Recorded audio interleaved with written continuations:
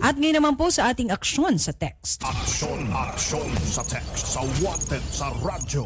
Mabilis na pagtugon sa problema ng lipunan. Mas pinaigting gamit ang makabagong paraan. Sa isang text lang, sumpong ng mamayan, agad na aksyonan. Problema, mabilis masosolusyonan. Para sa inyong mga sumbong at reklamo na nais maaksyonan ngayon din, mag-text sa Wanted Hotline 0908-8788-536. Alright, si Concerned Citizen po nasa kabilang linya para ireklamo itong mga nagkakarerang mga motorsiklo sa Inter-Highway Barangay Old Cabalan, Olongapo City. Oy, ayaw ni Mayor Duterte ng ganito. Concerned Citizen, magandang hapon po sa inyo.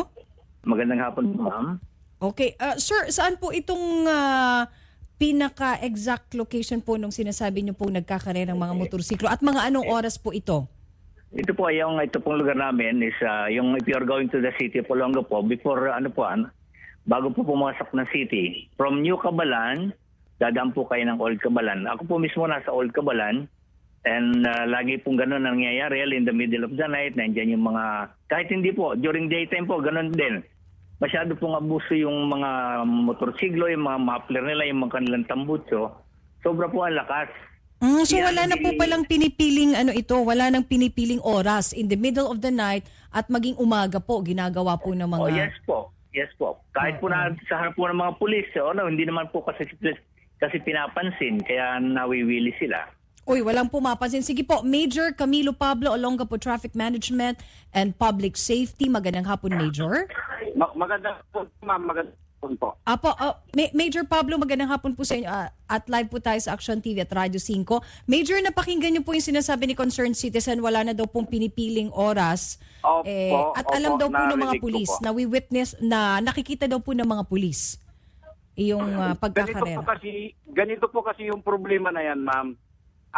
Nasisita po namin yan, pero tumitigil sila pansamantala. After ilang araw ulit, nagkakandak ulit sila ng drug racing. So, ganun po yung nangyayari. Anyway, ma'am, aaksyonan po namin yan in coordination with the Philippine National Police ng Olongapo City para mapatigil po natin yan, ma'am. Aaksyonan natin. Ngayon, nagkandak na po ako ng meeting sa mga staff ko dito sa traffic.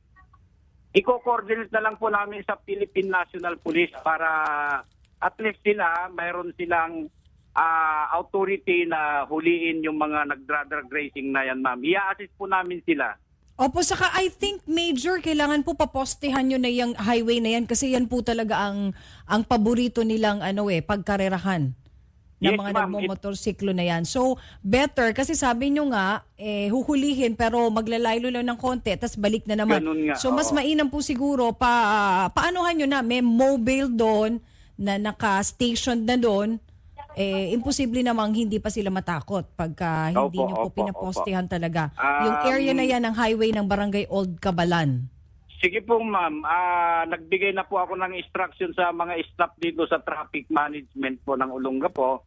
In coordination nga po sa PNP, magpapa-stick out na po ako ng tao ron just in case na magsimula sila mamayang alauna or onward.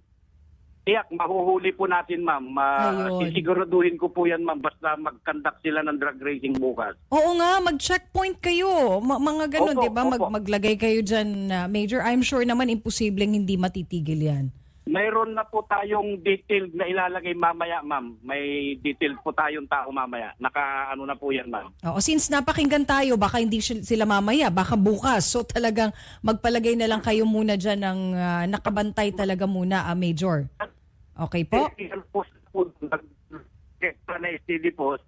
Apo. Wala hanggang madaling araw po. Okay, choppy na si May. Anyway, Major, magpa-follow up po kami siguro next week, next Wednesday. Yes, ma'am. Anytime, welcome. Kung talagang napatigil na po ang pagda-drug racing dyan. Opo.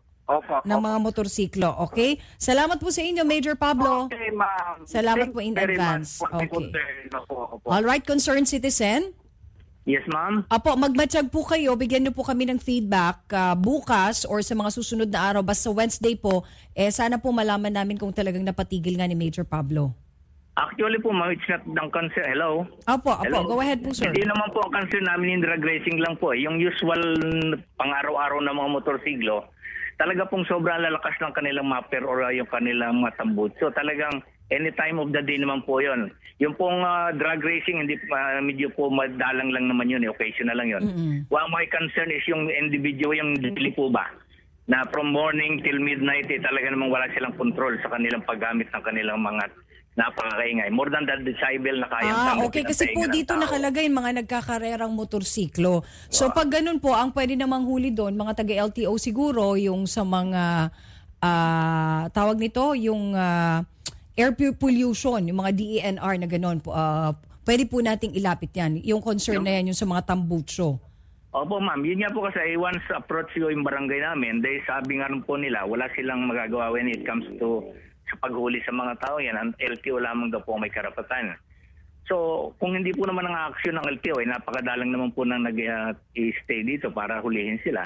Sige po sir, bigyan muna natin ng... Sir, i-address muna natin yung sa nagkakarera kasi sabi niyo po yun ang kanina, di ba? Pinaka main concern. Tapos magpa-follow up tayo on Wednesday and then pati na rin po yung sa yung sa sabi niyong tambutso. Kasi ibang agency po dapat ang tinatawagan natin yan. Okay, concerned citizen? Okay, thank you po ma'am. Okay, salamat po. Aksyon sa text, sa wanted, sa radyo.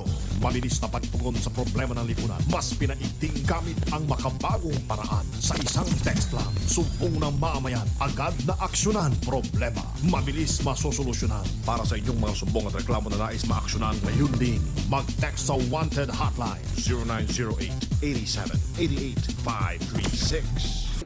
Be sure to come back. Use 5 everywhere. Copyright 2016.